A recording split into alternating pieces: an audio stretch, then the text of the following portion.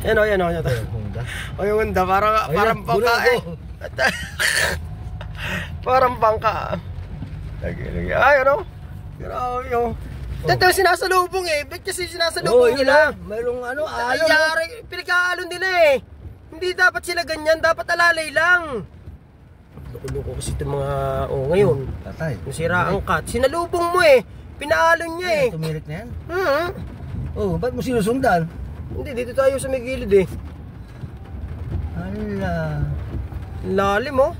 Paano kasi pinaalon? Ang lalim pala dito, sir. Pinatay mo ba aircon? Oo, pinatay ko. Lalim eh.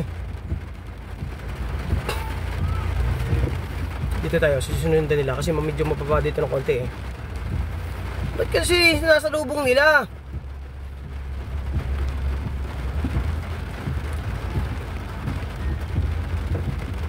Ayaw kasi dahan-dahan lang eh. Timo, nung biniglaan niya ng takbo, tumirik siya. Pero ang lalim oh. Wala na pa, chat na eh. Binigla na kasi nila, hinahat na. Hanggang tuhod eh. Lalo lumabog ang uso nung binigla nila, Honda, CRV. Ang laki tuloy ng pinsalan ng kanyang kotse. Akala niya kasi makukuha sa ganung yung bibilisan mo eh. Yung alon, di ba yung impact ng alon?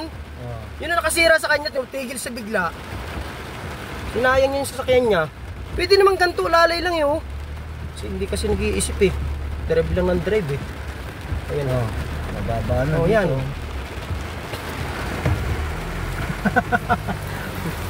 Guys! Ayos! Ayos!